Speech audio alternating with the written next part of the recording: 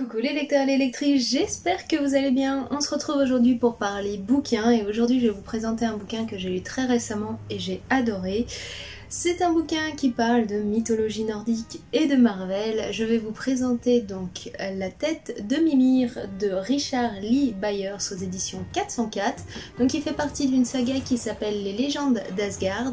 Pour le moment il y a 5 tomes qui sont sortis en anglais et un seul en français qui n'est autre que La tête de Mimir. Pour le résumé, je vous le lis tout de suite et je vous parle après de cette petite merveille. Rejoignez Heimdall dans une aventure à couper le souffle, bien avant que le héros ne devienne le gardien du Bifrost. Une ombre plane sur le royaume éternel. Alors que le père de tout est plongé dans un sommeil de la vie anormalement long, les géants de glace s'apprêtent à lancer l'assaut ultime contre Asgard. Et ces créatures frustes font preuve d'une ruse inédite pour parvenir à leur fin. Heimdall, jeune guerrier à l'esprit vif qui cherche encore sa place dans l'armée asgardienne, est persuadé que la torpeur d'Odin et la perfidie des géants sont liées. Après s'être faufilé dans la crypte du roi des dieux, il découvre que la tête de Mimir, source d'une grande sagesse, a disparu. Accompagné de sa sœur, la guerrière Sif, Heimdall devra voyager à travers les royaumes de l'Arbre-Monde pour tenter de sauver Asgard. Le premier tome d'une nouvelle série extraordinaire avec les héros des 10 royaumes. Voilà pour le résumé de l'histoire. Donc c'est un roman que vous pouvez retrouver encore en librairie. Il fait environ 17 €, il est autour de 400 et quelques pages si je ne me trompe pas. Voilà, il y a un petit peu moins, on est même sur 372 pages. Donc ça se lit assez rapidement, c'est des petits chapitrages. Et pour l'histoire, donc on va suivre Heimdall, mais Heimdall bien avant qu'on le connaisse dans les films avec sa sagesse et autres, et il va être accompagné tout au long de l'aventure de Sif, donc la guerrière que l'on connaît, qui est déjà bien comme celle qu'on découvre dans les films, qui est prête à se battre et être aux côtés de Thor pour l'honneur d'Asgard et autres. Donc pour l'histoire, on découvre un jeune Heimdall qui fait partie donc de l'armée asgardienne, qui a tendance à aller régulièrement en reconnaissance avec son équipe. Tout au début de l'histoire, et alors qu'ils sont en reconnaissance dans les plaines très proches de Jotunheim, donc du territoire des géants de glace, son capitaine avance dans la neige et lui il a une intuition comme quoi c'est étrange la disparition des géants. Il fait arrêter son groupe juste à temps, qui les sauve d'une embuscade préparée par les géants et qui lui vaut à nouveau gloire et honneur, juste avec quelques blessés et un petit peu de mort, là où toute son équipe aurait dû mourir s'il n'avait pas été aussi intuitif. Bref, après cette histoire-là, Heimdall est très inquiet suite au tournant que prend la guerre contre les géants et au sommeil qui est très très long de Odin, et il va commencer à aller voir la reine Freya qui domine donc en attendant le réveil de son époux, en lui disant que lui-même pense que le roi Odin est endormi et qu'il a été ensorcelé pour dormir aussi longtemps, car depuis longtemps il aurait dû s'éveiller et la conjoncture entre les mondes aurait dû reprendre sa place et la liaison entre Jotunheim et Asgard aurait dû cesser. Freya lui dit que personne ne peut rentrer dans le sanctuaire d'Odin une fois qu'il est endormi, c'est la parole d'Odin et personne ne peut réfuter sa parole sous peine de mort. Heimdall, dont l'instinct va le pousser à aller vérifier quand même l'information au risque de sa vie, et bien sûr sa sœur qui le connaît par cœur va refuser de l'abandonner et va le suivre dans cette aventure-là. Ils vont bien sûr descendre dans la crypte d'Odin, ils vont réussir à esquiver les différents maléfices qui protègent le Seigneur, grâce pareil toujours à son intuition et à son intelligence et sa connaissance de l'environnement. Et ils vont découvrir que dans la crypte d'Odin, le Seigneur est toujours bien endormi, que rien ne peut le réveiller, et que dans tous ces artefacts magiques qui l'accompagnent toujours, il en manque un, la tête de Mimir, celle qui lui donne la sagesse absolue. À partir de ce moment-là, ils vont remonter pour aller prévenir Freya, même si ça reste un danger de mort. Et les événements vont un peu se bousculer. Le garde qui était devant la porte que Heimdall a bousculé est retrouvé mort, et une garnison arrive et Sif et lui sont accusés et de meurtre et d'avoir essayé de pénétrer dans la crypte d'Odin, ce qui est un crime lèse-majesté et ce qui vaut aussi à la mort. Va s'en suivre toute une course-poursuite à travers le royaume d'Asgard, le royaume souterrain où vivent les trolls et autres, et à travers Jotunheim, au point même où on va arriver au cœur de l'arbre-monde avec les différents portails dans les environnements. Sif et lui vont voyager à travers ces différents portails et différents événements vont arriver pour que tout à la fin de l'histoire, on redécouvre le Heimdall qu'on connaissait dans les films.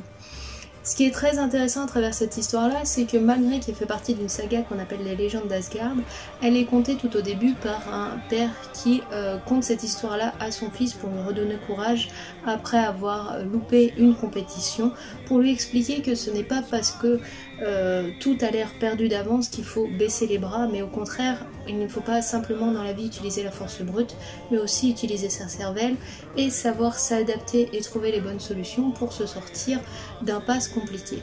C'est un peu le personnage d'Heimdall, car malgré qu'il a grandi en tant que guerrier et autres, il a toujours cette curiosité qui pour certains est perçue comme un peu malsaine, étrange, et surtout cette intuition forte qui fait qu'il n'abandonne pas. Il veut aller au bout de son intuition et vérifier s'il a raison, même si par moments il est déçu ou autre, au moins il est sûr d'avoir fait le bon choix en suivant son instinct. Et par moments, quand même on passe à côté de certaines choses en suivant son instinct, on agit d'une certaine manière qui peuvent avoir des conséquences sur l'avenir qui sont assez importantes. L'histoire est super intéressante, je trouve qu'on rapproche aussi beaucoup tout ce qui est la culture mythologique nordique, même si elle est un peu, pas falsifiée, mais retransformée pour coller à l'univers de Marvel, puisqu'à l'origine, Heimdall et Sif ne sont aucunement frères et sœurs, mais là cette relation entre cette sœur guerrière qui respecte avant tout les lois d'Asgard, qui est toute une question d'honneur et autres, et malgré tout la famille est plus que vitale et elle accepte de passer par-dessus ses principes à elle pour protéger sa famille, est super intéressante.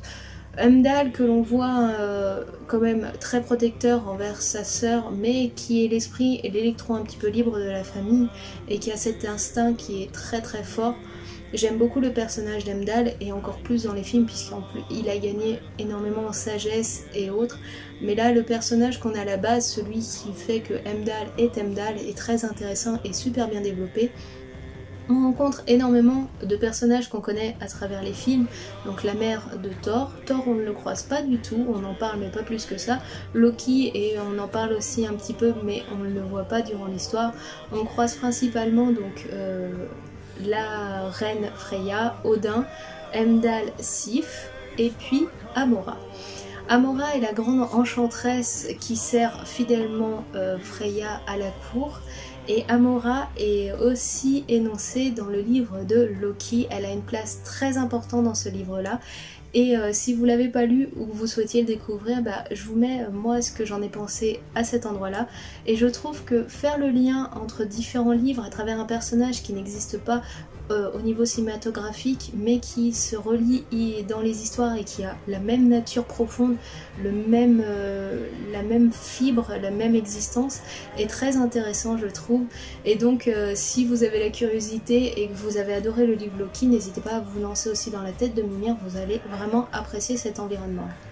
Comme je disais, en plus on touche un petit peu la mythologie nordique, on découvre des créatures mythologiques importantes ou des artefacts qui existent qui sont très intéressants. Donc ici la tête de Mimir qui est un artefact de puissance et de sagesse auprès d'Odin. On y rencontre le puissant dragon Nidhogg, etc. etc. Bref, c'était une lecture très intéressante, très fluide, les chapitres sont courts donc on peut vite les alterner.